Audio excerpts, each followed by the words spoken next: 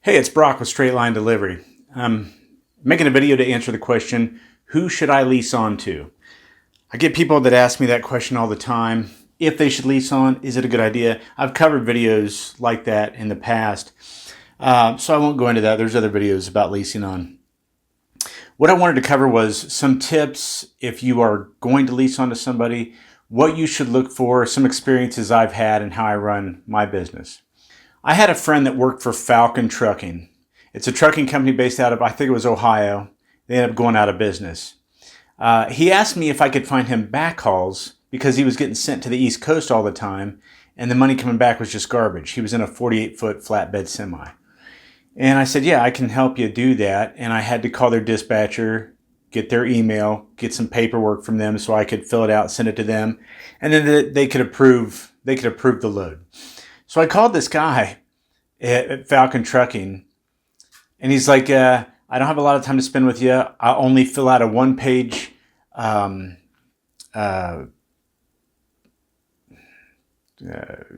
rate confirmation, but paperwork from the broker, if it's a broker or a customer. I won't do any credit checks. I don't have any time to do anything. And none of it made sense. He didn't seem to care. He was in a hurry. He had way too much to do. So I just kind of got to talking to him and I said, well, how many trucks are you dispatching? He said 80. I said, wow, I mean, like, so your company has 80 trucks. He's like, yeah. I said, so how many are you dispatching? Just, I'm sure there's others. How many are you in charge of? He said 80. 80. 80 trucks. That's 20 less than 100 trucks. That doesn't make any sense.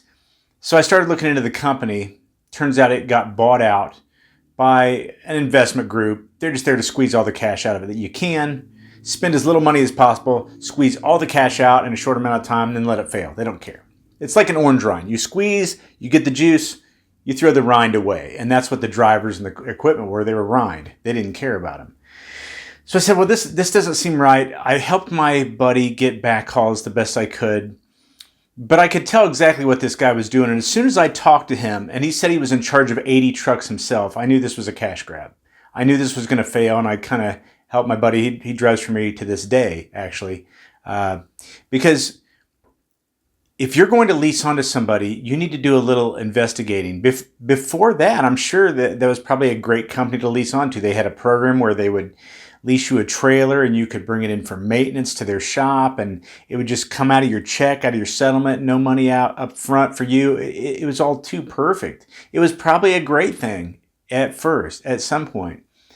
But if you've got a guy that's in charge of 80 trucks or even 40 trucks or even 20 trucks by himself, what's he going to do? He's going to send that truck as far away as he can get it so that he can get a little break and find a backhaul for that truck. It's kind of like playing ball with a dog that you don't want to play ball with. You throw that ball as far as you can. That way it takes the dog longer to get it back to you.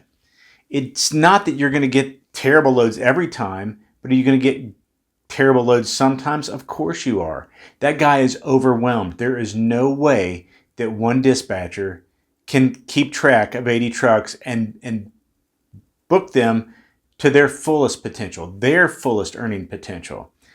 He doesn't care. Think about this. If you're a company and you've got one dispatcher that you've got to pay, let's say you pay the guy $100,000 a year and you've got 80 trucks and he sends them on a $1,000 a day load. Every day, each truck, $1,000 a day. Okay. Well, then he's got to work every single day. He doesn't have time for that. Well, how about a $2,000 load that goes out to the East Coast, and then there's no freight coming back that pays that good, so maybe it's $1,200 coming back. But he bought himself a little time there. Monday, billing for Tuesday, so after 24 hours, your company has made 80,000 billable dollars. You don't have to have too many days like that for the company to be good, for the dispatcher to be good. But what about you? You're not good. See, there's another thing I've run into, and this is why I started the business. I've told this story before too, but it's a story of a company that was owned, had an okay thing going, and then hired some lady that just needed a paycheck. She wasn't interested in being in trucking. She didn't have anything to do with trucking before this. She was going through the divorce. She needed a paycheck and she was a family member or friend. Okay, great. If you've got guaranteed freight, then that's fine. It probably doesn't matter that much. But what happens when that contract runs out and you've got 20 guys that work for you?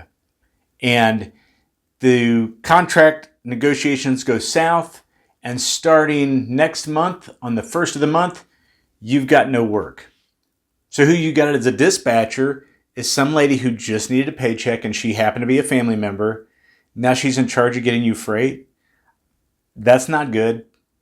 That's why I keep a small fleet. If you're going to lease on with somebody, find out who will your dispatcher be. Are they a family member or friend?